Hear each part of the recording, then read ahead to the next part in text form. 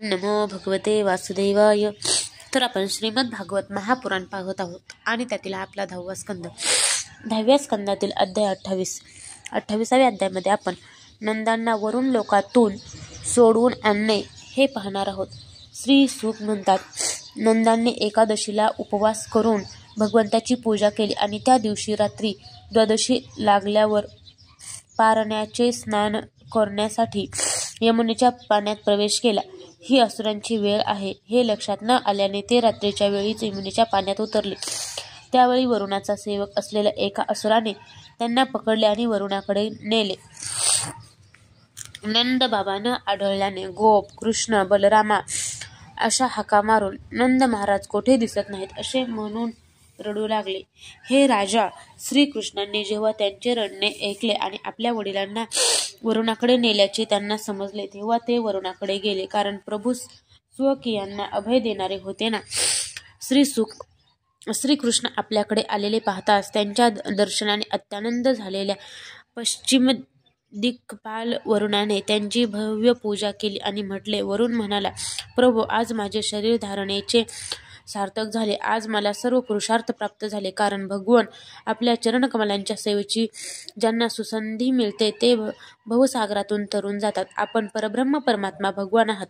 लोकसृष्टी निर्माण करणारी माया आपल्या ठिकाणी नाही असे वेद प्रतिपादन करतात. मी आपणास नमस्कार करीत आहे. प्रभो, माझा हा सेवक मूर्ख आहे. त्याला काय करावे हे कळत नाही. तोच आपल्या वडिलांना नकळत घेऊन आला. आपण त्याबद्दल मला क्षमा करावी. हे पितृभक्त गोविंदा, आपण आपल्या वडिलांना घेऊन जावे. हे सर्वसाक्षी श्रीकृष्णा, आपण मज दासावर सुद्धा कृपा करावी. श्री सुख म्हणतात, परीक्षिता, ईश्वरांचे सुद्धा ईश्वर असणाऱ्या श्रीकृष्णांना वरुणाने अशा प्रकारे स्तुती करून प्रसन्न केले. यानंतर भगवान आपल्या वडिलांना घेऊन व्रजात परत आले आणि त्यांनी सर्वांना आनंदित केले. नंदांनी लोकपाल वरुणाचे पूर्वी कधी न पाहिलेले ऐश्वर्य पाहिले. तसेच तेथील लोक श्रीकृष्णांच्या चरणावर नतमस्तक होत आहेत हेही पाहिले. त्यांना अत्यंत आश्चर्य वाटले. घरी आल्यावर त्यांनी आपल्या बांधवांना ही हकीकत सांगितली. हे परीक्षिता, हे ऐकून गोपांनी श्रीकृष्ण स्वतः भगवान आहेत हे जाणले. त्यांनी मनातल्या मनात अत्यंत उत्सुकतेने असा विचार केला की, हे देवाधिदेवा, आपल्या ब्रह्मरूप स्वधामाला आपल्याला सुद्धा नेतील काय. सर्व साक्षी भगवान श्रीकृष्णाने स्वतः आपल्या गोपांची ही इच्छा जाणली आणि त्यांचा संकल्प सिद्ध करण्यासाठी कृपायुक्त होऊन असा विचार केला. या जगामध्ये जीव अज्ञानाने शरीरालाच आत्मा मानून अनेक गोष्टींची इच्छा धरतो आणि त्यांची पूर्तता करण्यासाठी अनेक प्रकारची कर्मे करतो. त्यामुळे त्याचे फळ म्हणून तो श्रेष्ठ कनिष्ठ योनीमध्ये भटकतो आणि आपल्या खऱ्या स्वरूपाला ओळखत नाही.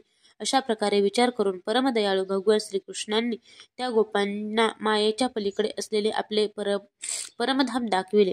भगवंतांनी प्रथम त्यांना त्यांचे स्वरूप सत्य, ज्ञान, अनंत, सनातन आणि ज्योती स्वरूप आहे असे समाधिनिष्ठ पुरुषच जे पाहू शकतात त्या ब्रह्मांचा साक्षात्कार करविला. भगवंतांनी अक्रूराला ज्या जलाशयात आपले स्वरूप दाखविले होते त्याच ब्रह्मस्वरूप ब्रह्म हृदयामध्ये भगवान त्या गोपांना घेऊन गेले. तेथे त्यांनी त्यात बुडी मारली. जेव्हा भगवंतांनी त्यांना त्यातून काढून आपल्या परमधामाचे दर्शन करविले, तो लोक पाहून नंद इत्यादी गोप परमानंदात निमग्न झाले. तेथे सर्व वेद श्रीकृष्णांची स्तुती करीत आहेत हे पाहून ते सर्वजण अत्यंत आश्चर्यचकित झाले. अध्याय 28 समाप्त.